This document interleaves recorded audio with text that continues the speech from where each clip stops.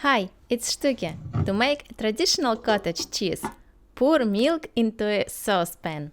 Close the lid and leave it for 1 day at room temperature. Next day, you open the lid and remove upper layer of cream from the milk. And at the bottom layer, there is a sour milk. Now we will cook cottage cheese from this sour milk. Set a timer for 20 minutes. Turn on the wick fire and take the temperature measures with such kitchen thermometer. I will link this thermometer in the description of the video. You will need to heat it up for about 70 degrees. In general, it should not boil, but it has to be quite warm.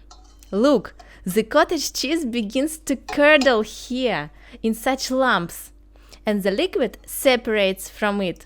So it will be easier to drain it out of cottage cheese later on. The real traditional cottage cheese is cooked like this. Now we just close the lid and leave it to cool in room temperature. As soon as all our liquid cools down a little, we simply filter it through a sieve. You can take any sieve for washing vegetables or herbs with small holes. And the liquid drains in this case very quickly. You don't need to wait for several hours as we did last time. Just a couple of minutes later, cottage cheese become not too wet and very good.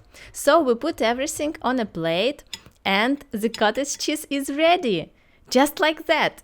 We made the real cottage cheese, which is much more tasty than from the store. Now put everything in the refrigerator so that it all cools down a little and hardens. Next morning, such cottage cheese with cream will be amazingly tasty.